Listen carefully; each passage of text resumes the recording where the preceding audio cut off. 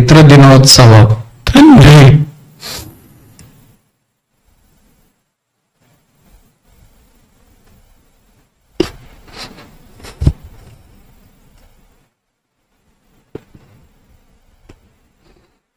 ఈ fathers day సందర్భాన పరలోకపు తండ్రి, హెవెన్లీ ఫాదర్ మనకి ఎలాంటి వాడో కొన్ని విషయాలు మనం నేర్చుకోవటానికి ఆరంభించిన.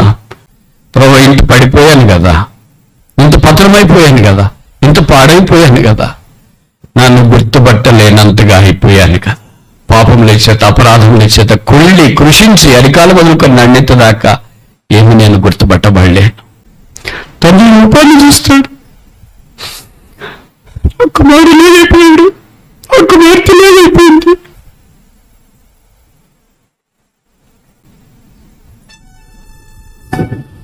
కాళ్ళకి చెప్పలు లేవే, చేతుకు లేవే, దేహానికి బట్టలు లేవే.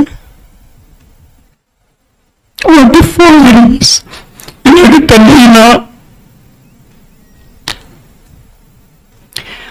పర్వాలేదు, మనిషిని ప్రేమిస్తే పర్వాలేదు. లోకంలో ఈ మధ్యలో మనం చూస్తాం కదా, యూపీఎస్సీ సివిల్స్ ఎగ్జామ్స్ వచ్చినాయి, మంచి ర్యాంక్ వచ్చిన వాళ్ళకి తల్లిదండ్రులు వాళ్ళ పిల్లలకి స్వీట్లు పెట్టి వాళ్ళని ముద్దాడే ఫోటోలు మనం చూస్తాం, బుగ్గల మీద నుదుటి మీద. సివిల్స్ వచ్చినాయి కనుక బహుశా బుగ్గల మీద ముద్దు పెడుతున్నారు, మెడ మీద ముద్దు పెడుతున్నారు, స్వీట్లు వస్తున్నారు, కేకులు వస్తున్నారు, బహుశా వాళ్ళందరితో కలిసి ఏకీభవించి పానం చేస్తున్నారు. అయితే పితృదినోత్సవం భౌతికమైన తండ్రులు ఉన్నా లేకపోయినా ఆత్మీయమైన తండ్రి ద్వారా మనం పొందిన ఆశీర్వాదాల సంపద అమోఘం, లెక్కింప సఖ్యము కానిది. అందుకే యేసుప్రభు వారు భూమి మీద ఉన్న దినాల్లో శిష్యులు, ముఖ్యంగా ఫిలిప్పు, ప్రభువా తండ్రిని మాకు కనపరచు, మాకంతే చాలు, show us the father that sufficeth us, తండ్రిని మాకు చూపించు. అందుకే యేసుప్రభు వారు చెప్పిన మాట మనం సువార్తలు విరివిగా వాడుతుంటాం. కనుక తండ్రి తండ్రి తండ్రి 13వ అధ్యాయం యోహాను సువార్త నుండి 17వ అధ్యాయం, ఈ 5 అధ్యాయాలలో బైబిల్ అంతట్లో కంటే తండ్రి అన్నమాట ఎక్కువసార్లు రాయబడిన అధ్యాయాలు ఇవే. దాదాపు 50 సార్లు, 50 times the phrase father occurs. తండ్రి అనే మాట కనిపిస్తుంది. 13వ అధ్యాయం 1వ వచనం, జాన్ చాప్టర్ 13 verse 1, తాను ఈ లోకము నుండి తండ్రి యొద్దకు వెళ్ళవలసిన గాడియ. తండ్రి యొద్దకు ఇక్కడ ఆరంభించినాడు తండ్రి అనేది, 17వ అధ్యాయం దాకా కొనసాగించినాడు. ఈ తండ్రిని గురించి ఎంత మనం ఆలోచించగలం? నాలాంటి బలహీన బోధకుడు ఎంత ప్రసంగించగలడు? మీలాంటి బలమైన విశ్వాసులు ఎంత విని జీర్ణం చేసుకోగలరు? ఇది లెక్కింప జాలనంత గొప్ప తండ్రి, వర్ణించలేం, వివరించలేం, మాటకు అందదు, బోధకు దూరం. ఇలాంటి తండ్రి సంపదల సుగుణాలు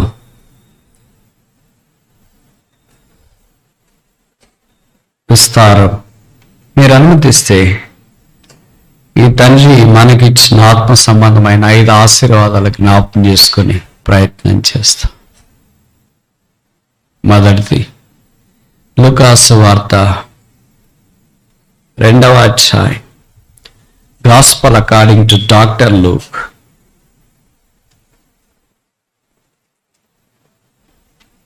ఇవన్నీ పరిచయమైన మాటలే, మరలా జ్ఞాపకం చేసుకోవడం. 2వ అధ్యాయం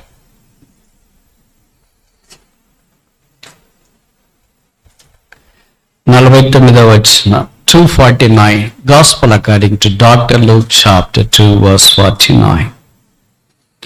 ఆయన మీరేలా నన్ను వెదకుచుంటిరి, నేను నా తండ్రి పనుల మీద నుండవలనని మీరు ఎరగరా. Know ye not that I must be in the Father's business? Father's business, Father's work, తండ్రి పని. మొదటిది work of the father or father's work. యేసుప్రభు వారి వయస్సు అప్పుడు మానవుడిగా 12 సంవత్సరాలు. వారి ఏటేటా యెరూషలేముకు వచ్చుట ఆనవాయితీ. నజరేతులో నుండి యెరూషలేముకు వారు రావడం ఒక సాంప్రదాయం. దాదాపు 80 మైళ్ళు అంటే 100 కిలోమీటర్ల పైనే సంవత్సరానికి ఒకసారి వచ్చేవారు కనీసం. అప్పుడు అది పండుగ, బహుశా పస్కా పండుగ ఉండొచ్చు, పర్ణశాలల పండుగ. ఇలా పండుగలకు రావడం ఆనవాయితీ.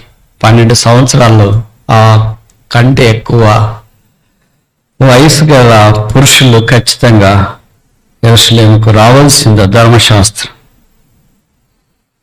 అలా వచ్చినప్పుడు కుటుంబాలుగా వచ్చేవారు, ఒకరుగా కాకుండా. భర్త వస్తే భార్య ఆబ్సెంట్, భార్య వస్తే భర్త ఆబ్సెంట్, ఇద్దరు వస్తే పిల్లలు ఆబ్సెంట్, పిల్లలు వస్తే తల్లిదండ్రులు ఆబ్సెంట్.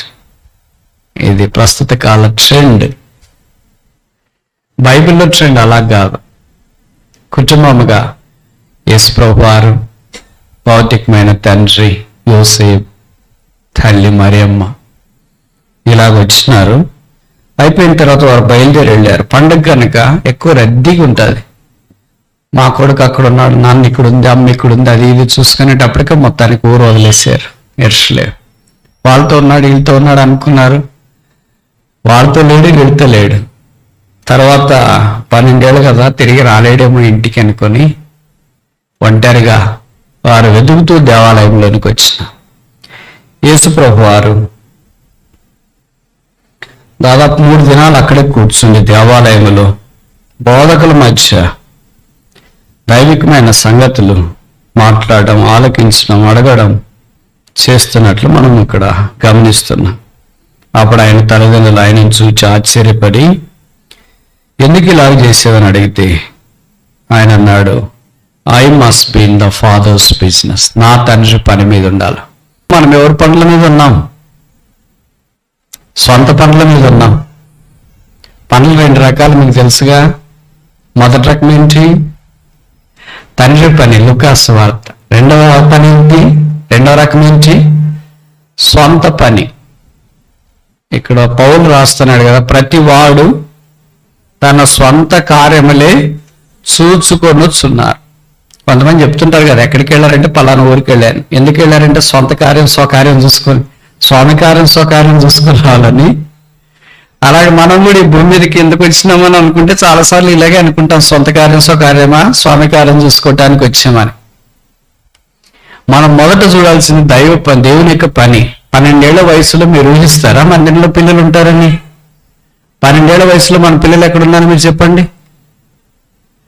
మీరు చెప్తారు సండే క్లాస్లో ఉన్నారు బ్రదర్ అని. ఆదివారం మిగతా రోజులు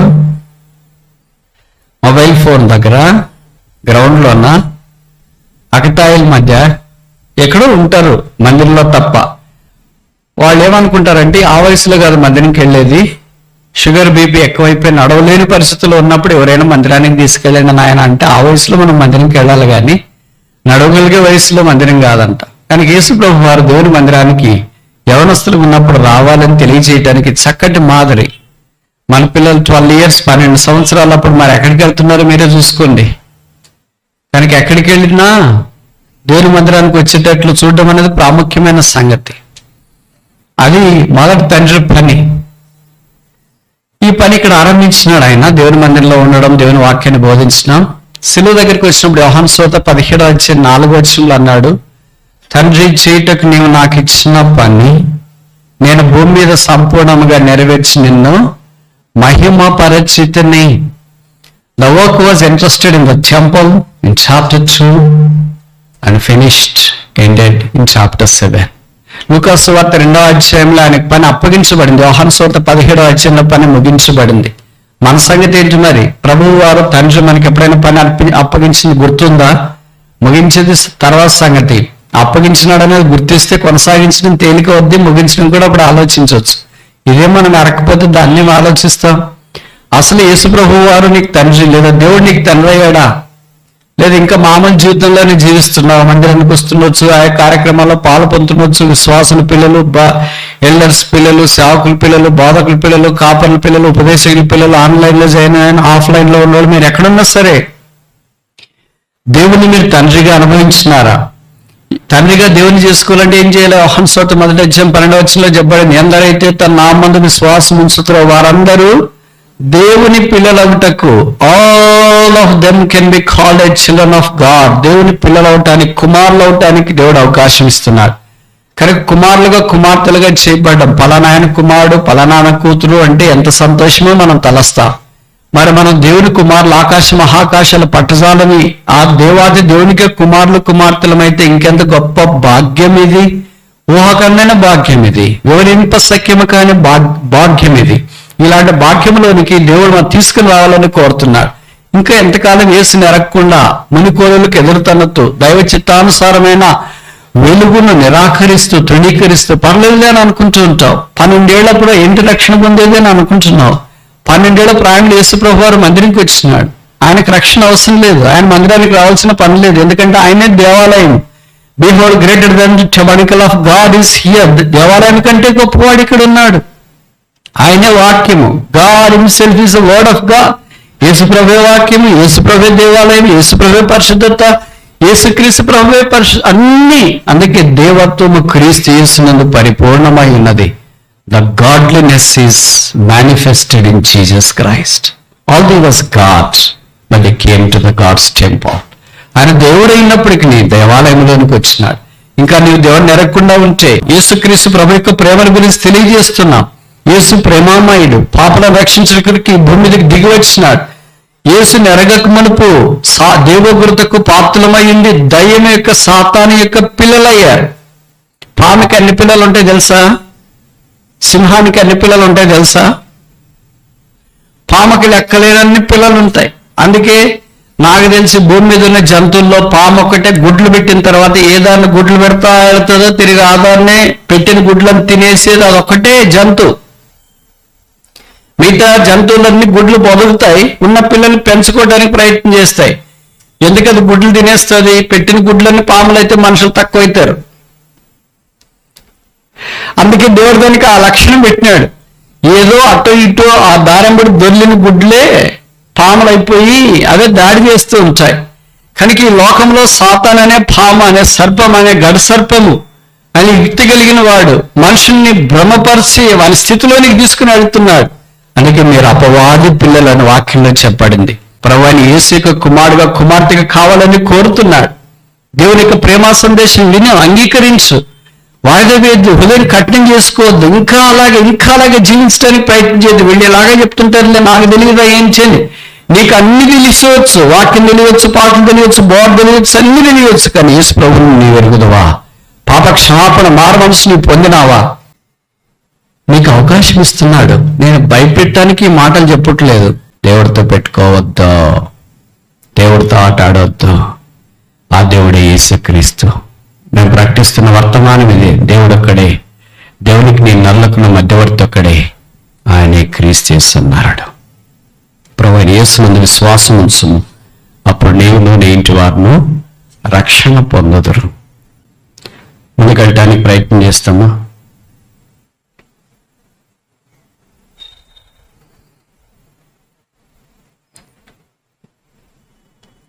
యోహాను సువార్త 6వ అధ్యాయం 40వ వచనం. John chapter 6:40. కుమారుని చూచి ఆయనందు విశ్వాసం ఉంచు ప్రతివాడు నిత్యం పొందుటయే నా తండ్రి చిత్తము. చెప్పండి, దీనికి ఏం పేరు పెడదాం? ఫాదర్స్ విల్, తండ్రి చిత్తం. మొదటిదేంటి? ఫాదర్స్ వర్క్, తండ్రి పని. రెండవది తండ్రి చిత్తము. ఇది చాలా పెద్ద మాట. నేను దీని గురించి బోధించడం వల్ల పడదు. ఎందుకంటే దేవుని చిత్తం ఉన్నతమైన పరలోకపు ప్రణాళిక. మనం అందరము ఆ చిత్తంలో ఉంటూ ఆ చిత్తాన్ని కొనసాగించాలని కోరబడుతూ ఉన్నా. దేవుడి చిత్తం రెండు రకాలు. మొదటిది రివీల్డ్ గవ్, తెలియపరచబడిన, బయలుపరచబడిన ఆ చిత్తం. అంటే ప్రతి మనిషి భూమి మీద రక్షణ పొందాలి, దేవుని చిత్తం. కొంతమందిని మనం అడిగామనుకోండి, మీరు రక్షణ పొందినారా, ఆర్యూ బోర్న్ అగైన్, భక్సింగ్ గారి ప్రశ్న, నువ్వు తిరిగి జన్మించినవని అడిగితే ప్రార్థన చేయండి, దేవుని చిత్తం అయితే రక్షణ పొందుతా అంట. వాళ్ళు ఏంటంటే భక్తులు అనుకో నా జవాబు చెప్తారు దేవుని చిత్తం అని. That's a foolish unwise answer. అది బలహీనమైన అజ్ఞానమైన స్వభావం. నువ్వు రక్షణ పొందడం దేవుని చిత్తము. It is the will of God that you must be saved.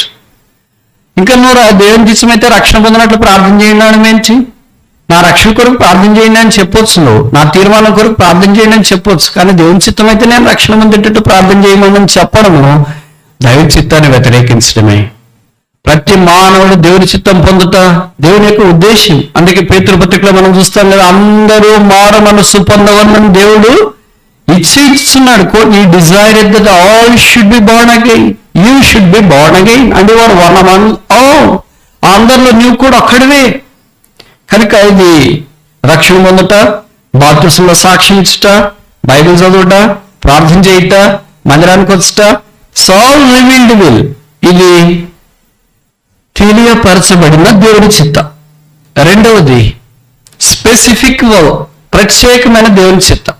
10th class pass అయ్యారు, ఏ గ్రూప్ చదవాలా, ఏ కాలేజీలో చదవాలా, ఇంటర్మీడియట్ పాస్ అయ్యారు, నీట్ క్వాలిఫై అయ్యారు, ఇంజనీరింగ్ అయ్యారు, బయట దేశాలకు వెళ్ళాలా, ఇక్కడే ఉండాలా, తర్వాత ఉద్యోగం వచ్చింది, ప్రమోషనా కాదా, ఇలాగూ వ్యక్తిగతంగా కుటుంబంగా ఇల్లు కట్టాలనుకున్నాము, కట్టాలా లేదా, ఎక్కడ కట్టాలా, ప్లాట్ కొనాలనుకున్నాం, కనుక ఎక్కడ కొనాలా. కొంతమంది విశ్వాసులకి కొత్త జిల్లాలో వచ్చిన తర్వాత పంట, బంగారు పంట, వాళ్ళు కూడా జిల్లా అయిపోయింది. లక్షల వరకు ఇల్లు ఇప్పుడు కోట్లలోకి వచ్చినాయి, లక్షల ఉన్న పొలాలు కోట్లలోకి వచ్చినాయి. రియల్ ఎస్టేట్ అంతా భవిష్యత్తు చూడు జరుగుతుందేమో అన్నట్లుగా. కనుక కొన్ని సంగతులు మనం నేర్చుకోవటానికి, తెలుసుకోవటానికి దేవుని చిత్తాన్ని ఎరుగుట అవసరం. ఇది వ్యక్తిగత. ప్రార్థన చేయాలా లేదా దేవుని చిత్తంగా అనుకోండి బ్రదర్ అంటే తప్పు. ఆరాధన చేయాలా లేదా దేవుని చిత్తంగా అనుకోండి అంటే తప్పు. ఉద్యోగం చేయాలా లేదా దేవుని చిత్తంగా అనుకోండి అది కూడా తప్పే. దేవుడు పని చేయమని చెప్పాడు కానీ సోమరుగా తిని ఫుల్ తిని దండికి నిద్రపోమని చెప్పలే. పని చేయటానికి ఇది నెల కొంతమంది మానేశారు, ముఖ్యంగా యువత. ఏ యువత?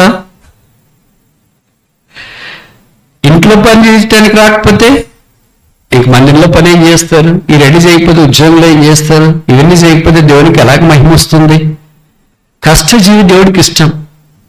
అందుకనే బైబిల్లో రాయబడింది, యేసు తానే పని చేసినాడు. మీరు ఊహిస్తారా దేవుని కుమారుడు పని చేయడం? మనం చిన్న ఉద్యోగస్తుల పిల్లలైతేనే నేను పని చేయడమా? అసలు మా నాన్నగారు అమ్మగారు పుట్టినప్పటి నుండి నన్ను ఒక్క పని చేయించలేదు, నేను పని చేయడం ఏంటి అని అంట. కానీ యేసు ప్రభు వారు వడ్రంగి పని చేసినట్టు వాక్యం మనం చూస్తాం. తండ్రి పని చేస్తూనే ఉన్నాడు. ఆయన ఎంత మందిని పోషించే బాధ్యత ఆయన భుజాల మీద వేసుకున్నాడు. తన సహోదరులు, సహోదరులు, తల్లి వీరందరినీ పోషించే బాధ్యత వేసుకున్నాడు. కనుక దైవికమైన కుటుంబాల్లో కూడా ఇలా బాధ్యత తీసుకోవాలా. కొంతమంది పిల్లలు ఏదైనా చదువుకున్న దశకు వచ్చిన తర్వాత పని మానేసి దేవుని చిత్తం అయితే అది చేస్తాం ఇది చేస్తామని అంటూనే ఉంటారు. వాళ్ళు తిరుగుతూనే ఉంటారు. ఎలాగ తిరుగుతుంటారంటే కాళ్ళగాలిని పిల్లి వల్లే తిరుగుతుంటారు. అంటే మీకు అర్థమైందా? ఒక దగ్గర ఉండదు, అది ఒక దగ్గర ఉండబుద్ధి కాదు. ఈ కంపెనీ మారుతారు, ఆ కంపెనీ మారుతారు, ఆ ఉద్యోగం మారుతారు, ఈ ఉద్యోగం మారుతారు, చివరికి ఏమీ లేకుండా అలాగే ఉంటారు. ఏమంటే ఇది నచ్చలేదు కదా, అది నచ్చలేదు కదా, ఇది నచ్చలేదు, ఏది నచ్చదు మరి. ఎందుకంటే నువ్వు నచ్చలేదుగా వాళ్ళకి. నువ్వు నచ్చితే ఏదైనా నచ్చుతావు. నువ్వు ఒక దాంట్లో నిలబడి పని చేయడానికి పూనుకుంటే మిగతా దేవుడు ఆశీర్వదిస్తాడు. బైబిల్లో అలాంటి భక్తులు ఎంతో మంది ఉన్నారు. కనుక అటు ఇటు ఊరికే పూనకం వచ్చినట్టు ఊగిపోవద్దు. నేను చెప్పే మాటలు మీకు అర్థమవుతున్నాయా? అర్థమయ్యే వాళ్ళకి బాగా అర్థమవుతుంటుంది. దేవుని చిత్తము ఆత్మ సంబంధమైనది, నిర్మలమైనది, సమాధానంతో కూడింది.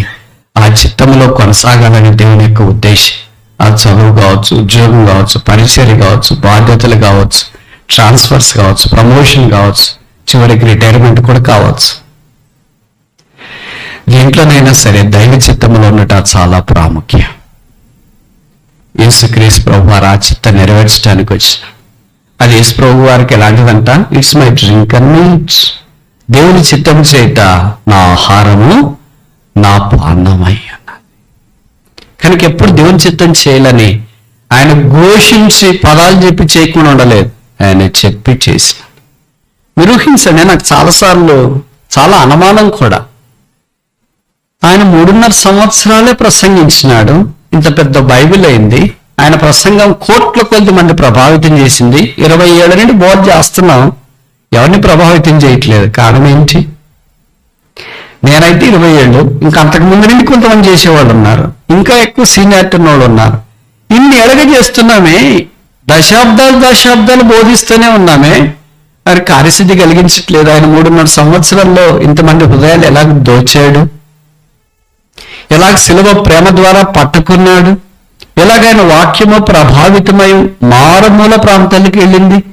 ఇప్పుడు మనకే ఛాయిస్ ఇచ్చారనుకోండి, నీవు పరిచయం చేయడానికి 3.5 సంవత్సరాలు ఏం చేస్తావు నువ్వు తీర్మానం చేసుకో, నిర్ధారణ చేసుకో అని అంటే ఏమంటావు? 3.5 సంవత్సరాలు టైం సరిపోదు నాకు.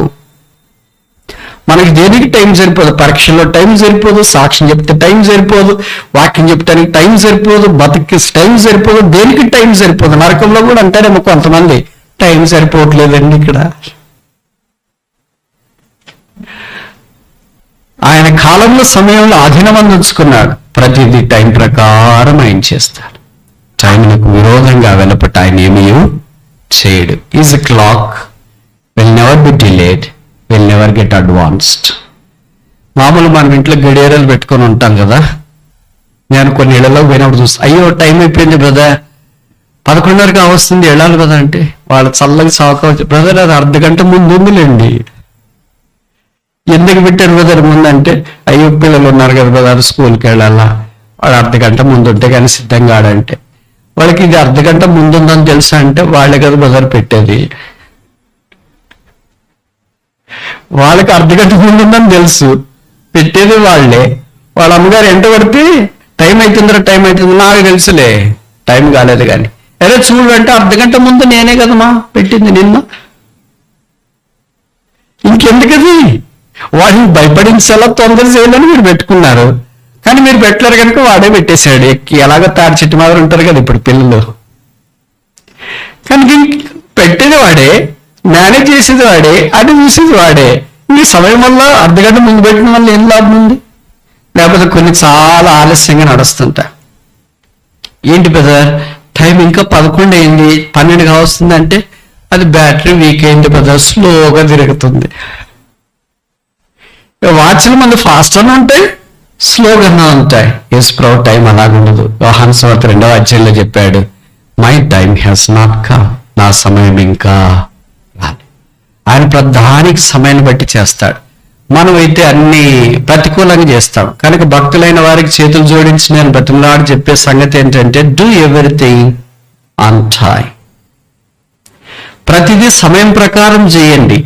నేను ఈ మాట చెప్తే మీరు అనుకోవచ్చు, సమయం ప్రకారం అన్ని జరగాలి కదా బ్రదర్, 22 ఏళ్ళకి ఉద్యోగం రావాలి, 26 ఏళ్ళకి పెళ్లి కావాలి, 30 ఏళ్ళకి 2 పిల్లలు రావాలి, ఎక్కడైతుంది? అసలు 30 ఏళ్ళకి కూడా పెళ్ళిళ్ళు కావట్లేదు.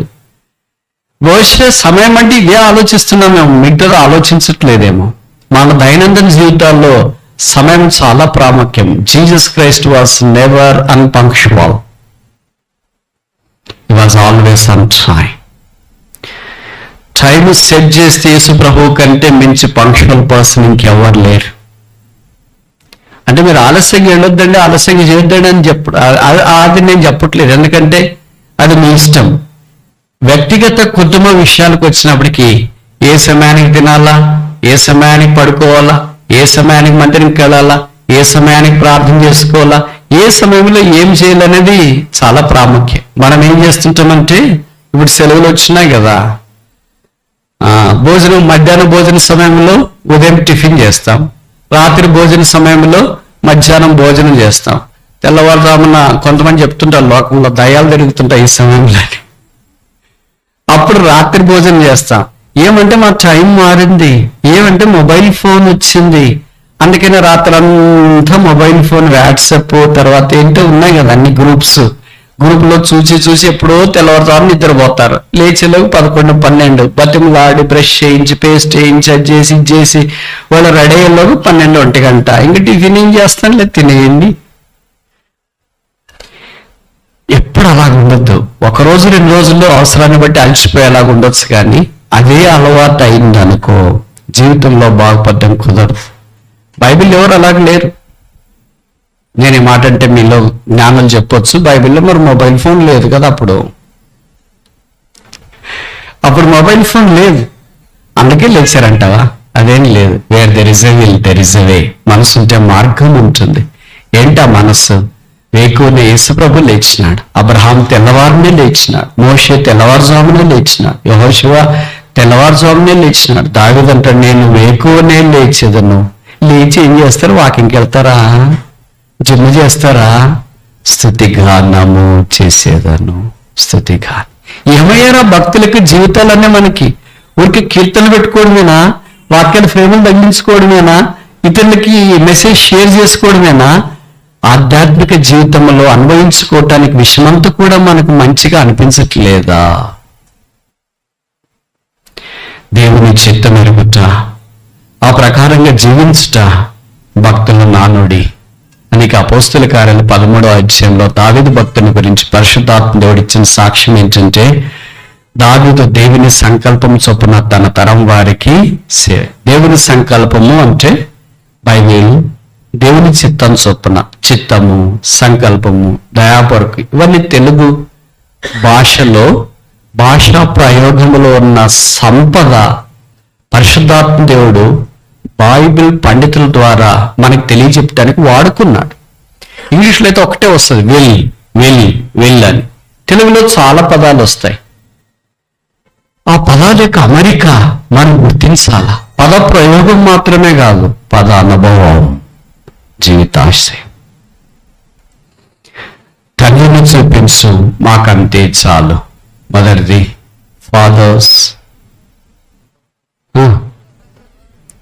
ఫాదర్స్ వర్క్, తండ్రి పని. రెండవది ఫాదర్స్ విల్, తండ్రి చిత్తము. మూడవది యోహాను సువార్త 17వ అధ్యాయం, జాన్ చాప్టర్ 17 verse 14, 17, 14. వారికి నీ వాక్యం ఇచ్చి ఉన్నాను, నేను లోక సంబంధిని కానట్టు వారిని లోక సంబంధులు కారు గనుక లోకము వారిని వాక్యం ఇచ్చి ఉన్నాను. తండ్రి వాక్యము, ఫాదర్స్ వర్డ్. మనం చదివే ఈ బైబిల్, బోధించే బైబిల్, ఆచరించే బైబిల్, మనం వాడే ఈ బైబిల్, ఇది దేవుని యొక్క తండ్రి యొక్క మాట. ఆ మాటను మనం అనుభవించడానికి ఇష్టపడుతున్నప్పుడు అంతా ఆ వాక్యం ద్వారా మనం నడిపించబడే అవకాశం. అందుకే కీర్తనకాడు అన్నాడు, నీ వాక్యం నా పాదంలోకి దీపం, నా త్రోవకు వెలుగు. That's my GPS. అదే మనల్ని నడిపించేది.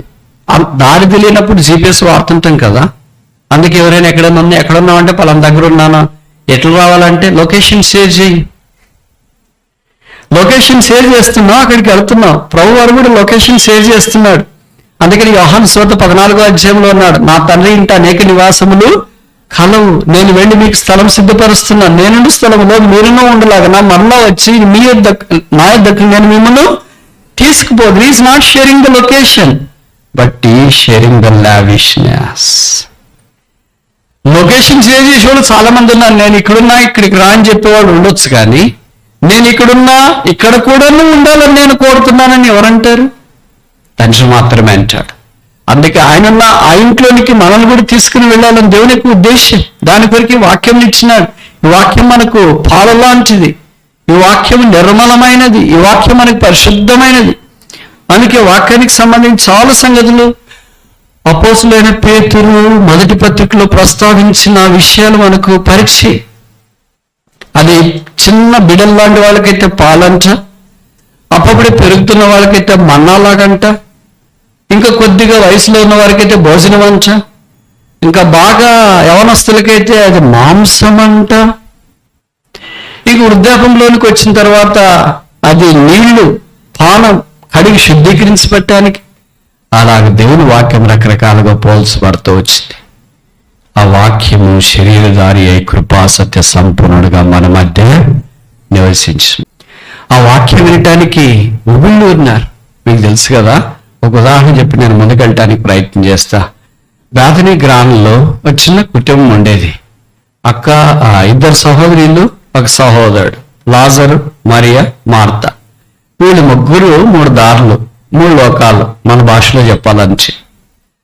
ముగ్గురు ఒకే ఇంట్లోనే ఉన్నారు, కానీ ముగ్గురు అభిరుచులు వేరు కాదు. ఒకళ్ళేమో ప్రభు వస్తుంటేనే వెళ్ళిపోతున్నారు, ఒకళ్ళేమో వస్తూనే చేర్చుకుంటున్నారు, ఒకళ్ళేమో వస్తూనే కూర్చుంటున్నారు. ప్రతి మందిరంలో కూడా ఈ 3 రకాలైన ప్రజలు ఉంటారు. యేసుప్రభు మాటలు చెప్తున్న కొంతమంది బైబిల్ పట్టుకుని వెళ్ళిపోతున్నారు. పని నుండి వెళ్ళిపోతే అది వేరే విషయం అనుకో. ఈ బ్రదర్ నిలబడినాడా అని వెళ్ళిపోతూ ఉంటారు అనుకో. అది మొదటి టైపు, లాజరస్, వాళ్ళ లాజర్లు. రెండవ రకం ఏంటంటే మార్త వాళ్ళు వచ్చిన రండి కూర్చొని ఎట్లా వచ్చే ప్రభావ, ఏం చేసే ప్రభావ, తిన్నారు లేదా అసలు చూస్తే చాలా అలసిపోయినట్టున్నారు రండి. చేర్చుకొనెను, రిసీవింగ్ పీపుల్. రెండో రకం వాళ్ళకి ఎక్కువ హంగామా ఉంటుంది, ఆర్భాటం ఉంటుంది, చింత, అబ్బా చెప్పలేనంత ఆత్మీయత. మూడో రకం ఏంటంటే కామ్గా మరేవలే నిశ్శబ్దంగా మౌనంగా ఆత్మీయ. ఆమెను గురించి బయలు ఏమంటే పాదములతో కూర్చుని నేర్చుకుంటుంది. She sat down and started to learn. ఇప్పుడు ఈ 3 రకాలు మనం ఏ రకం? మన రకమే బైబిల్లో లేదు కదా. మనం లాజరు వల్లే ధైర్యంగా వెళ్ళిపోలేము. ఎందుకంటే మనకు సమాజం భయం. ఏమనుకుంటారో, భర్త ఏమనుకుంటారు, భార్య ఏమనుకుంటారు, పిల్లలు ఏమనుకుంటారు, సేవకుడు ఏమనుకుంటారు, బోధకుడు ఏమనుకుంటారు. ఏం చేస్తాం? అబ్బాయి అయితే చెవుల్లో దూది పెట్టుకుని వచ్చినాడు, కానీ ఇప్పుడు మనం ఏం పెట్టుకోలేం కదా అని సైలెంట్గా వారు మౌనవ్రతంలో ఉండేవాళ్ళు కొంతమంది ఉంటారు. లాజర్, దే ఆర్ లాజర్స్, వాళ్ళు లాజర్. రెండో రకం ఏంటంటే మార్త వల్లే హంగామా చేసేవాళ్ళు మనకి ఎక్కువ కనిపిస్తారు. వాళ్ళకి ఈవెంట్ అంటే ఆదివారం అంటే ఎక్కువ హంగామా ఇప్పుడు హంగామా చేస్తున్న వాళ్ళు తృప్తి ఉంటుంది, లేకపోతే అంత తృప్తి అనిపించదు.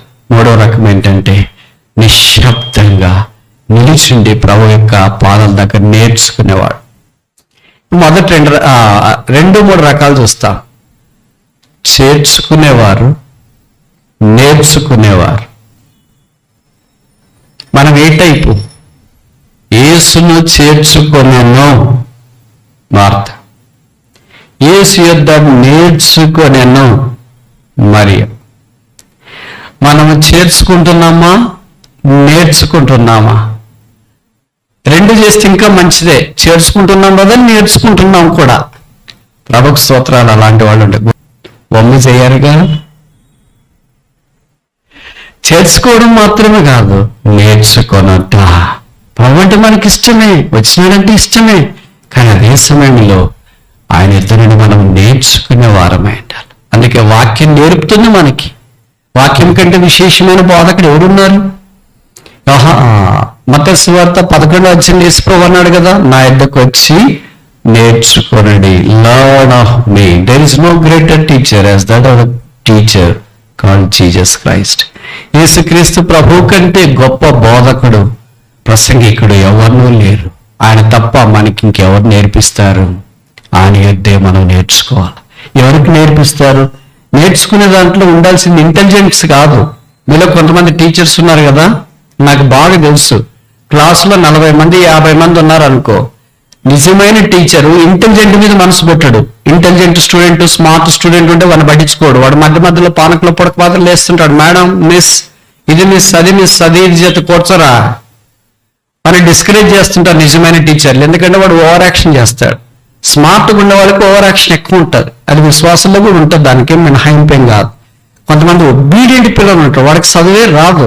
ఏం చేస్తే వాడు ప్రతి క్లాస్కి వస్తాడు, ముందే కూర్చుంటాడు, అన్ని సో ఒబీడియంట్. ఏం చెప్తే చేస్తాడులే, చెప్పండి నోట్స్ తెచ్చారా? లేదు మిస్. ఎందుకురా?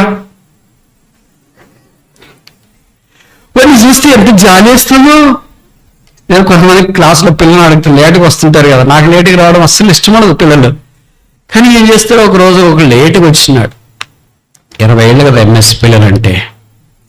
చాలా లేటుగా వచ్చినాడు. ఎంత లేటుగా వచ్చినా భరిస్తాం కానీ మరి టూ లేటుగా వచ్చినాడు.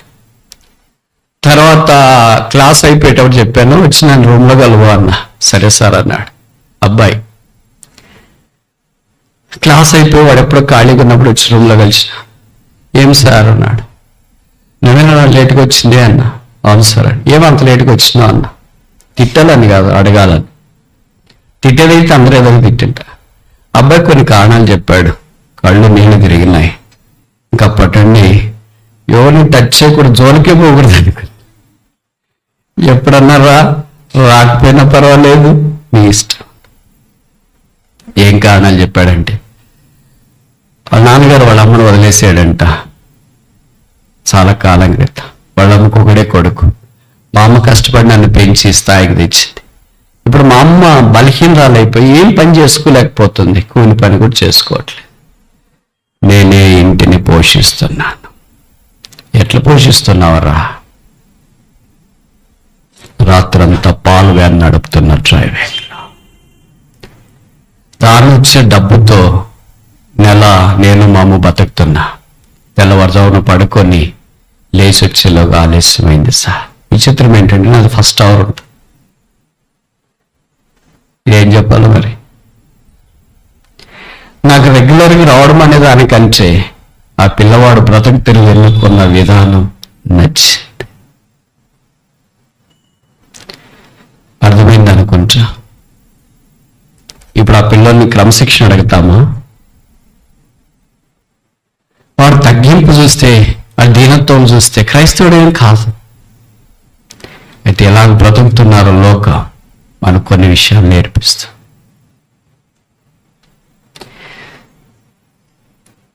విషయం ఏంటంటే, మన క్రైస్తవ జీవితంలో విధేయత, నమ్మకం ప్రాముఖ్యం.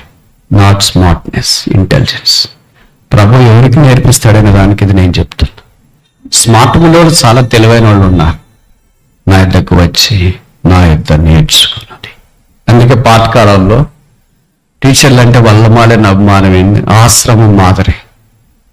అక్కడే కూర్చుని, అక్కడే తిని, అక్కడే పడుకుని, అక్కడే లేయడం, అక్కడే అదొక బోధ. జీవన శైలి. టైం టు టైం కాదు, అవుట్ సైడ్ ద టైం. అందుకే అప్పుడు అలాగ వచ్చినాయి. ఏళ్ళకు కొట్టేవాళ్ళు, కాళ్ళకు కొట్టేవాళ్ళు, పొట్టను బాగా లేనట్లు కొట్టేవాళ్ళు. ఒకసారి మాతోనే బెత్తలు తెప్పించుకొని మామూలులో కొట్టేవాళ్ళు. ఇప్పుడు టీచర్లు ఎవరిని బెత్తలు తెప్పించుకోగలరా? గవర్నమెంట్ రూల్ పాస్ చేసి ఎవరిని కొట్టకూడదు, మెల్లగా మాటలతోనే చెప్పాలని. ఎవరు కొడుతుంటే ఎవడో వీడియో తీసి యూట్యూబ్లో పడతాడు. చాలా ఇబ్బందులు అయిపోయాయి కదా. ప్రభుత్వం మనం నేర్చుకోవడానికి ప్రభు నమ్మకస్తులైన వారిని చెప్తున్నా. నమ్మకంగా ఉంటే ఎంత బాగుంటుంది. అదొక ఊరు. ఒక ఊరిలో అన్నదమ్ములు ఇద్దరు ఉన్నారు. వాళ్ళు మంచి వ్యాపారస్తులు. వాళ్ళ కుటుంబాలకు కూడా ఉన్నాయి. తమ్ముడు ఏం చేశాడంటే, మీరు ఇక్కడ ఉన్నవాళ్ళు వేరుగా భావించొద్దండి, కుక్కను పెంచుకుని, కుక్కే అంటాం మేము, వాటికి పేర్లు పెట్టాము. టానీ, సన్నీ, వన్నీ అంటే వాళ్ళకి ఇష్టం. కుక్కలు పెంచుకునే వాళ్ళు మనకు మీ కుక్క ఎట్లుందని అడిగామనుకో, వాళ్ళు మనతో తెలుసా వాళ్ళకి. మనం పేరు పెట్టాలా, మీ సన్నీ ఎట్లున్నాడు, మీ బుష్ ఎట్లున్నాడు అంటే మన కోపం. స్త్రీలింగం వాడకూడదు, పురుషలింగమే వాడాలా. ఎందుకంటే వాళ్ళు రా కూర్చుంది రా ఏంట్రా ఎలాగ చూస్తున్నావు అని వాళ్ళు పురుషలింగం వాడుతుంటారు కుక్కకి, సారీ టామీకి. మనం మీ కుక్క ఎట్లుందంటే బాధ, కుక్క అన్నందుకు బాధ, స్త్రీలింగం వాడినందుకు బాధ. సరికనికి ఏమనుకోవద్దండి, ఇది వ్యవహారికంగా అలాగే మాట్లాడుతుంది. కుక్కను పెంచుకున్నాడు, చాలా బాగుంది. ఇంక పక్కన వాళ్ళ అన్న వాళ్ళ కుటుంబం ఉంది కదా, ఆ పిల్లలు వాళ్ళ నాన్నని విసిగించి ఆరంభించినారు. చూడు మీరు బాబాయ్ అంటారు కదా, చిన్నాయన అంట. చిన్నాయన బాబాయ్ వాళ్ళ కుక్కను పెంచుకున్నారు, చాలా బాగుంది. ఎంత బాగుంది, సరదాగా పిల్లలందరూ ఆడుతున్నారు. అబ్బా అంత చూస్తున్నారంటే వీళ్ళ నాన్న అనుకున్నాడు, అంటే వీళ్ళ అన్న మనం కూడా కుక్కను పెంచుకుంటే ఏం బాగుంటుంది అని అడవిలోకి వెళ్ళాడు. నక్క పిల్ల కనిపించింది, దాన్ని తెచ్చుకున్నాడు. బాగా పెంచుతున్నారు. ఇప్పుడు అన్నదమ్ములకి ఇద్దరు పోటీ, ఒకళ్ళేమో కుక్కను పెంచుతున్నారు, కుక్క పిల్లని వేస్తున్నారు, ఒకళ్ళేమో నక్క పిల్లని వేస్తున్నారు. చాలా సరదాగా ఉంటాయి. కొన్ని రోజులు అయిపోయిన తర్వాత ఏం జరిగిందంటే, కొద్దిగా పెద్దగా అయిపోయిన తర్వాత ఇద్దరు అన్నదమ్ములు వాకిళ్ళు వేసి కుటుంబాలతో సహా బహుశా సమ్మర్ వెకేషన్కి వెళ్ళిపోయాడు దూర ప్రాంతాలకి. కుక్క ఏం చేసింది, అలాగే ఇంటి దగ్గర పడింది. నక్కేం చేసింది, అలాగే ఇంటి దగ్గర పడింది. అక్కడికి వెళ్ళాలి తోచట్లేదు. తిరిగి వచ్చేటప్పటికి రెండు రకాలుగా ఉన్నాయి. కుక్కింటి దగ్గరికి చూస్తే పెద్ద పాములు వచ్చినాయి. ఆ పాములతో పోట్లాడి అది చంపేసిన పాముల ఆనవాయితీ అక్కడే ఉంది. అమ్మో, కుక్కలకి పెంటాయి, పాములన్నీ ఏమైండేవి, ఇంట్లోకి పోయింటాయి, మనం పడుకున్నప్పుడు వచ్చి కరిసింటాయి. అబ్బా, కుక్క ఎంత నమ్మకంగా పనిచేసింది, విశ్వాసంతో ఉంది అని దాన్ని ఎంతో పొగుడుతా సమరం ఆశ్చర్యాలు మనగారు తమ్ముడు. అక్కడ అన్నోళ్ళ ఇంట్లో చూస్తే ఏడుపులు వినిపిస్తున్నాయి. ఏంట్రా ఏడుస్తున్నారు, వాళ్ళ కూడా నక్క అనిపించారు కదా అని వెళ్ళి చూస్తే వాళ్ళ నక్కతో పాటు కోళ్ళు, కోడి పిల్లలు, మేకలు ఇవన్నీ పెంచేశారు. కనుక ఈ నక్క ఏం చేసిందంటే కోడిని గొంతు కోసేసింది, వాళ్ళ ఇంట్లో ఉన్న పెంపుడు జంతువులన్నీ గొంతు పట్టుకొని అన్నిటి చంపేసింది. అవి సావలేక బతకలేక అలాగే పడిపోయాయి. ఏం చేయాలో దిక్కు దోచట్లేదు. పోనీ నక్కన ఉంది, దాన్ని చంపేస్తామంటే అది కూడా వెళ్ళిపోయింది. నక్క తెలియక రెండు కుటుంబాలు చూస్తే కుక్కను పెంచుకుంటే నమ్మకత్వానికి ప్రతీక, నక్కను పెంచుకుంటే అపనమ్మకానికి, నక్క జిత్తులకు ప్రతీక. ఇప్పుడు విశ్వాసులు రెండు రకాలైన వాటిని పెంచుకుంటున్నారు. మొదటిది ఏంటి? కుక్కను, నమ్మకత్వాన్ని పెంచుకుంటున్నారు. ప్రభువా, నేను నీకు నమ్మకంగా ఉంటా. కొంతమంది విశ్వాసులు ఏం పెంచుకుంటున్నారు? నక్క జిత్తులు పెంచుకుంటున్నారు. ఈ బ్రదర్ని ఎలాగ మోసం చేయాలి, ఈ సిస్టర్ని ఎలాగ మోసం చేయాలి, ఈ మందిరాన్ని ఎలాగ మోసం చేయాలి, వాళ్ళని ఎలాగ మోసం చేయాలి, వీళ్ళని ఎలాగ మోసం చేయాలా, ఈ జిత్తులతోనే వాళ్ళు రోజులు గడిపేస్తున్నారు. మనం దేన్ని పెంచుకుంటున్నాం? నక్కనా, కుక్కనా? చెప్పరేంటి? అబద్ధం చెప్పొద్దు ఆదివారం. నమ్మకత్వం అనే కుక్కని కాదు, జిత్తులనే నక్క. అది ఎలాంటిదైనా జిత్తుల మారేగా, ఎంత బాగా పెంచి పోషించినా జిత్తుల మారేగా. పాముని తెచ్చి ఇంట్లో పెట్టి పోషించి దానికి పాలు రోజు పోస్తూ ఉంటే అదే మన దగ్గరకు వచ్చి ముద్దు పెట్టుకుంటుందే, మనకు సాయం చేస్తుందే, మన పక్కన పడుకుంటుందే, మనకు ఆదరిస్తుందే, ధైర్యపరుస్తుందే, ఏడుస్తుంటే కన్నీళ్ళు తుడుస్తుందే, ఏం చేస్తుంది? ఏదో ఒక రోజు కాటు వేయక మానదు, దాని స్వభావం పెట్టక మానదు. కనుక దేవుని బిడ్డలంగా దేవుడు కోరిన నమ్మకత్వాన్ని మనం కలిగి ఉంటాం. ఎలాంటి వాళ్ళు రా? యేసుప్రభు నమ్మకమైన పరిచారకుడు, సేవకుడు. ఆయన వల్లే మనం కూడా నమ్మకమైన వారికి ఉండాలని కోరబడుతున్నాం. ఇప్పుడు ఎన్ని చూసాం? 3 చూసాం. ఇంకొకటి చూసి ముగిస్తామా? టైం అయింది కదా. మొదటిది ఫాదర్స్ వర్క్, తండ్రి పని. రెండవది ఫాదర్స్ వెల్, తండ్రి చిత్తము. మూడవది ఫాదర్స్ వర్డ్, తండ్రి వాక్యం. నాలుగవది లూకా సువార్త 15వ అధ్యాయం, Luke chapter 15.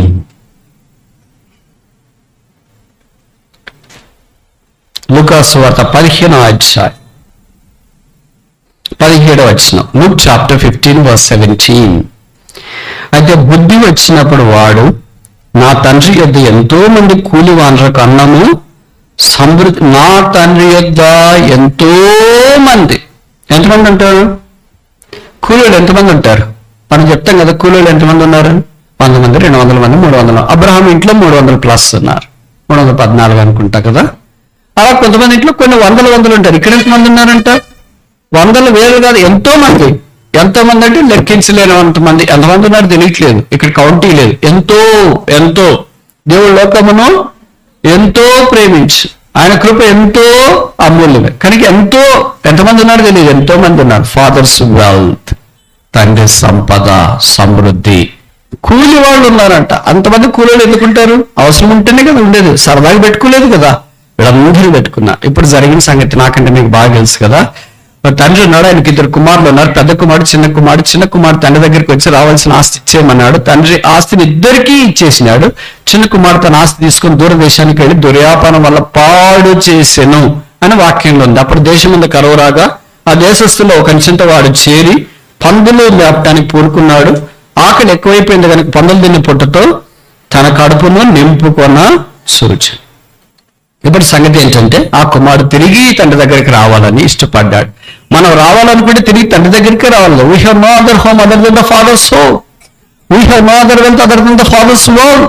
We have no other workers other than the father's workers.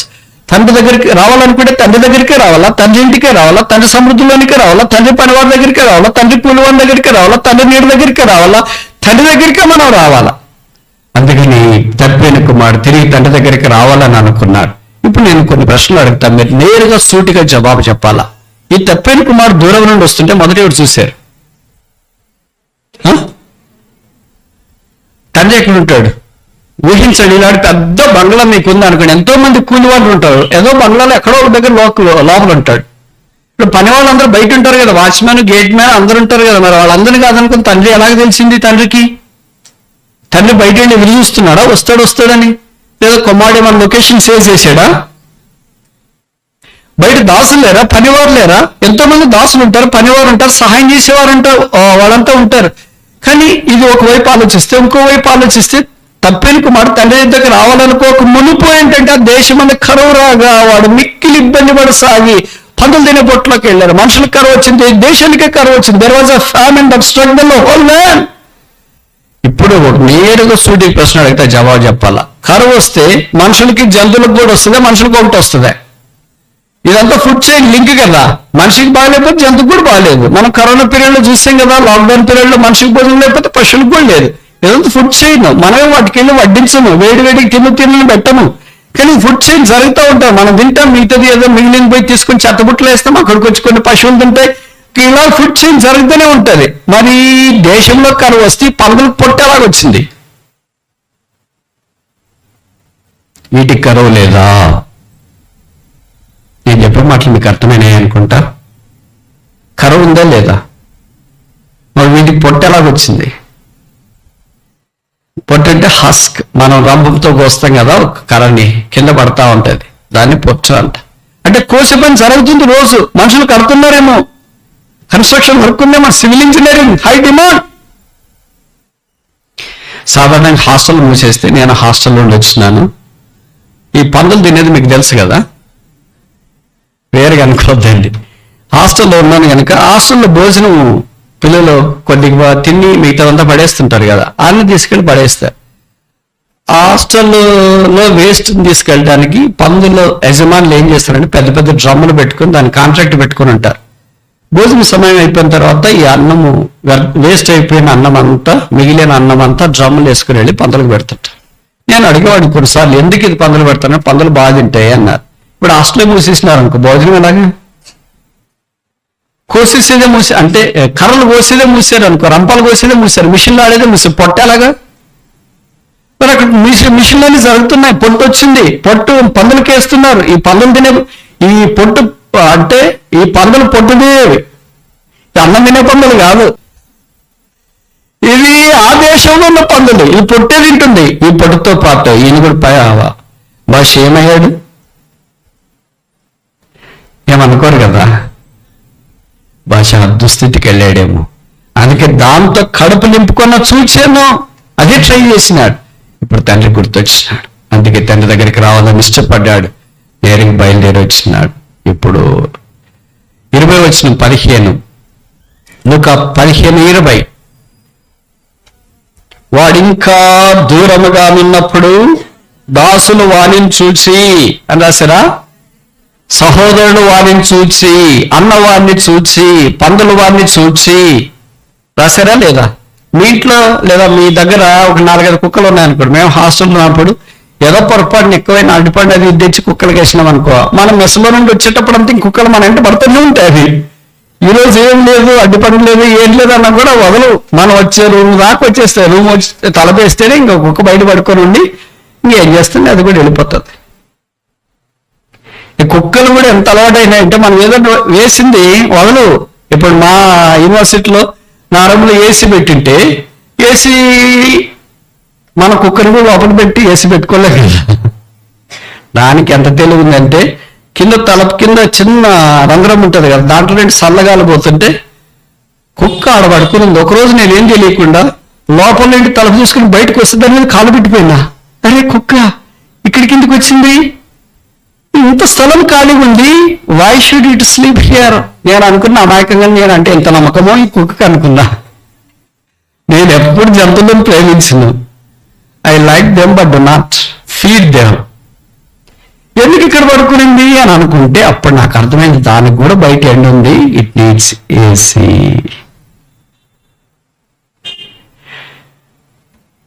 కానీ విచిత్రం ఏంటంటే ఇలాగ రకరకాలుగా ఉండి పందుల దగ్గర ఉండేవాడు, పందుల దృష్టిలోకి వెళ్ళిపోయిన వాడు, ఎన్నో కుక్కలున్నా ఎన్నో మనుషులున్నా ఈ పందులు ఒకటి కూడా ఈయన వెంట పడలేదు. ఎక్కడికి వెళ్తున్నా మేము అంగడి వస్తా నీతో పాటు రావచ్చా అని అడగలేదు. ఈయన కుక్కలు కూడా అడగలేదు. ఒక్కడే బయలుదేరి వచ్చినాడు. వచ్చిన తర్వాత ఇక్కడ జరిగిన సంగతి ఏంటంటే వాడు ఇంకా దూరం ఉన్నప్పుడు తండ్రి చూచి, ఇప్పుడు నేను అడగదలుచుకున్న ఒక ప్రశ్న, వాడు అన్న చూడలేదా, దాసులు చూడలేదా, వాయిద్యాలు వాయించే వాళ్ళు చూడలేదా, అన్యవాళ్ళు చూడలేదా? వాళ్ళ నాన్నగారే అలాగే చూశారు. ఇప్పుడు సాధారణ మీరు భార్య భర్త పిల్లలు 4 ఇంట్లో ఉన్నారనుకోండి, మీ వాడు ఊరికి ఉద్యోగానికి పోయాడు లేదా ఎక్కడికి వెళ్ళాడు, ఎవరు చూస్తారు ముందు? ఎవరు తలుపు దగ్గర ఉంటే వాళ్ళు చూస్తారు, గుమ్మం దగ్గర ఎవరు ఉంటే వాళ్ళు చూస్తారు. లోపల ఉండే వాళ్ళు చూడలేరు కదా. మరి భవిష్యత్ తండ్రి గుమ్మం దగ్గర కూర్చుని ఉన్నాడేమో, దాసులందరినీ వదిలేసి కూర్చున్నాడేమో. ఇదొక ఆలోచన. రెండవ ఆలోచన ఏంటంటే ఇప్పుడు చెప్తా, స్టన్నింగ్ ఆలోచన. He can never be recognized by any other person other than his father. తండ్రి తప్ప వాడిని ఎవరు గుర్తుపట్టలేరేమో. It's only the father who recognizes you. పనివారు ఉన్నారు గుర్తుపట్టలేదు, అన్నున్నాడు గుర్తుపట్టలేదు, వాయిద్యాలు వాయించేవారు ఉన్నారు గుర్తుపట్టలేదు, పరిచారకులు ఉన్నారు వారు గుర్తుపట్టలేదు, తండ్రి మాత్రమే వారిని గుర్తుపట్టాడు. ఇది మనం ఎవరు గుర్తుపడతారు? సేవకులా, బోధకులా, కాపర్లా, ఉపదేశకులా, ఎరుగా, పొరగా, తల్లే, తండ్రి అన్న ఎవరు? ఒకే ఒక్కడ పరలోకపు తండ్రి. He has to recognize us because we are more beyond recognition. మనల్ని ఎవరు గుర్తుపట్టలేనంతగా మారిపోయాం. పొందుల దగ్గర ఉన్నాం కనుక అదే వేషం, అదే భాష, అదే వాసన, అదే కంపు, అదే కుళ్ళు, అదే ఆలోచన, అదే జీవన శైలి, అదే లాజిక్, అదే రీజనింగ్, అదే జీవితంలో జీవిస్తున్నాం కనుక మనిషి పందులను గుర్తుపట్టలేని దుస్థితిలో ఉన్నాడు. ప్రభుకు స్తోత్రాలు. ఈ తండ్రి పని వారి కంటే పందుల పుట్ట దగ్గరున్న తన కుమారుని ప్రేమించినాడు. He loved his son more than his servants. Although son was a prodigal one. తన కుమారు తప్పిపోయినా, దూరదేశంలో ఉన్న పందుల పట్టు తింటున్నా, తన సేవకులు ఎంతో మంది ఉన్నా, he hasn't loved them. వారిని ఆయన ప్రేమించలేదు. అలాగే దేవుడు పరలోక రాజ్యములో దేవదూతలు, కెరూబులు, సెరపులు, తనతో పాటు ఉన్న పనివారు, వారి సైన్యము వారిని ప్రేమించకుండా పనితో జీవిస్తున్న నాలాంటి వాడి వద్దకు ఆయన దిగి వచ్చాడు. It is the father who ran him. బైబిల్లో తండ్రి పరిగెత్తిన ఒకే ఒక స్థలం ఇది. లూకా 15:20. There is no other place in the whole holy writ where father ran to receive his son. కుమారుని చేర్చుకోవటానికి తండ్రి పరిగెత్తిన స్థలం ఏమీ లేదు, ఇదొక్కటే. ఎవరు పరిగెత్తారు? కంపను చూసి ఎవరైనా పరిగెత్తారా? ఎవరైనా ఎప్పుడైనా మనకి పరిచయం వాడు కనిపిస్తే, ఏంటి బ్రదర్ ఇలాగైపోయారు, ఏంటక్క ఇలాగైపోయారు, ఎలాగైపోయారేంటి, గుర్తుపట్టలేనట్లు అయిపోయారు అని అంటారు. కానీ తండ్రి ఏం చేస్తాడు? ఆయనకి వాసన గుర్తు రాలేదు, ఈ కంపు గుర్తు రాలేదు, ఈ పందులు గుర్తు రాలేదు. ఆయనకి తన కుమారునిలో ఉన్న తన DNA గుర్తొచ్చింది.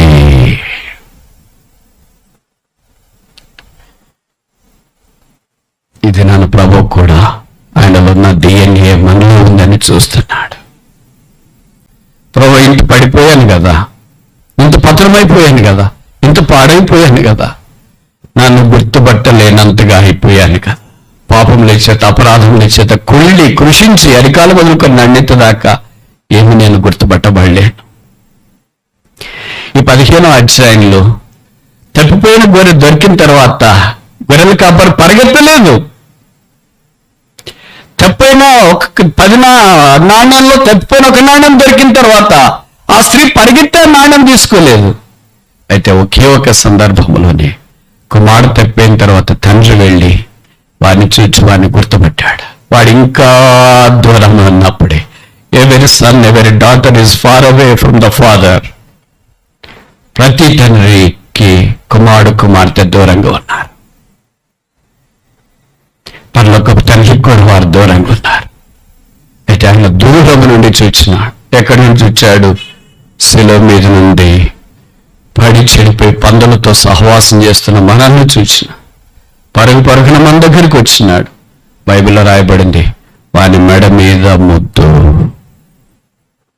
5 చోట్ల ముద్దు 5 విషయాలు తెలియజేస్తుంది. పాదముల మీద ముద్దు ఆరాధన, చేతి మీద ముద్దు అభిమానం, బుగ్గల మీద ముద్దు ఆప్యాయత, నుదుటి మీద ముద్దు అనురాగం, మెడ మీద ముద్దు అంగీకారం. తండ్రి తన కుమారుని మెడ మీద ముద్దు పెట్టుకొని బైబిల్ ఏం రాశారంటే, వీనికి ప్రశస్త వస్త్రం తొడిగించండి, స్నానం చేయించి. నాన్న ఏం చూశాడంటే దిగంబరత్వం చూసిన. మీకు 5 విషయాలు తెలుసు కదా. లోకంలో ప్రియురాళ్ళు ప్రియుని యొక్క డ్రెస్ చూస్తుందంట, భార్య భర్త యొక్క పర్స్ జేబు చూస్తుందంట, స్నేహితుని యొక్క చేతులు చూస్తాడంట, తల్లి కుమారుని యొక్క కడుపు చూస్తుందంట. తండ్రి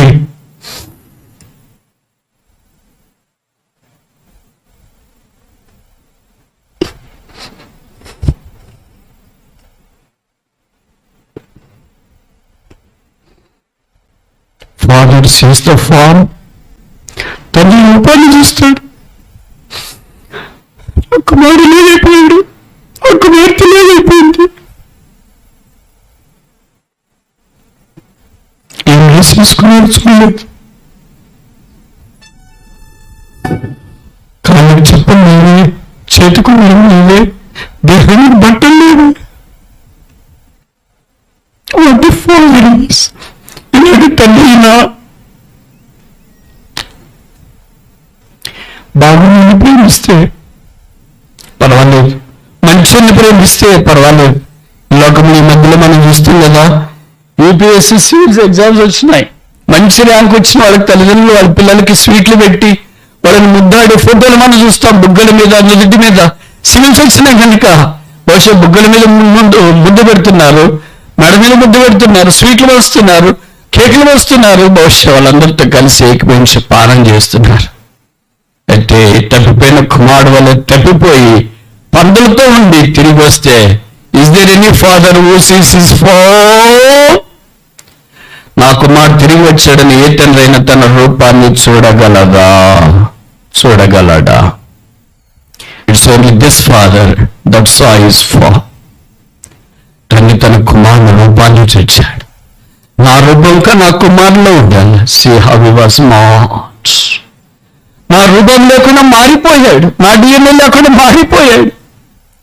నా గుర్తుపెట్టడానికి నా కళ్ళు వల్ల నా చేతి వల్ల ఏమీ లేకుండా మారిపోయాడు. నా వల్ల ఉండాల్సిన వాడు ఇలాగ మారిపోయాడు. మనమందరం ఆయన వల్ల ఉండాలని ఆయన అభిలాష. కానీ మనము ఎంతో సహవాసం చేస్తున్నాము, దాంట్లోనికి మారిపోయా. యేసుక్రీస్తు ప్రభు యొక్క రక్త ప్రోక్షణ కిందకి వస్తాం. రక్త ప్రవాహం నది వల్లే ప్రవహించే ఆ రక్త భూమి దగ్గరికి వస్తాం. కడగబడి శుద్ధీకరించబడి ప్రభువా, లోకంలో రకరకాల మనుషులు రకరకాల పరిస్థితులను చూడవచ్చు. ప్రియురాలు ప్రియుని యొక్క డ్రెస్ చూడవచ్చు, భార్య భర్త యొక్క జేబు చూడవచ్చు, స్నేహితుడు స్నేహితుని యొక్క చేతులు చూడవచ్చు, తల్లి కుమారుని యొక్క కడుపు చూడవచ్చు. నా రూపాన్ని తల్లి తప్పెవరు చూడగలరు? నీ రూపం నాలో రావాలా? అదే నాకు కావాలా? మహిమకు వెలుపటున్న మనము ఆ మహిమలోనికి వచ్చిన కొరకై అనేకులైన తన కుమారులను ఆయన మహిమలోనికి తీసుకుని వస్తున్నాడు. The form of his glory. మహిమా రూపం. రూపం కోల్పోయిన మనల్ని ఆయన ఉలితో శుద్ధితో చక్కగా చెక్కి ఆయన రూపంలోనికి మార్చాలని కోరుతాడు. ఎంతకాలమైంది ఆయన రూపంలోనికి రాక? ఎంతకాలమైంది ఆ తండ్రికి దూరంగా వెళ్ళి? ఎంతకాలమైంది ఆ తండ్రిని అనుసరించక? ఈ ఫాదర్స్ డే సందర్భాన పరలోకపు తండ్రి, హెవెన్లీ ఫాదర్ మనకి ఎలాంటి వాడు కొన్ని విషయాలు మనం నేర్చుకోవటానికి ఆరంభించిన 4 విషయాలు చూసిన. మొదటిది ఫాదర్స్ వర్క్, తండ్రి పని. రెండవది ఫాదర్స్ విల్, తండ్రి చిత్తము. మూడవది ఫాదర్స్ వర్డ్, తండ్రి వాక్యము. నాలుగవది ఫాదర్స్ వెల్త్, తండ్రి సంపద. ఆ యేసుక్రీస్తు ప్రభు యొక్క శిలువ చాటకొచ్చి మన జీవితంలో పడివేసుకుని అప్పగించుకొని, తండ్రి నేను నీకు విరోధముగా పాపం చేసేది, నీకంటే నాకు తండ్రి ఇంకేమున్నారు, ఎవరున్నారు? నా రూపాన్ని నువ్వు చూడాలని కోరావు. నీ రూపాన్ని నాలో కూడా కనబడేటట్లుగా ఇచ్చి నా చేయి పట్టుకో, నన్ను రక్తం చేత బాగా కడుగు, నన్ను శుద్ధీకరించు.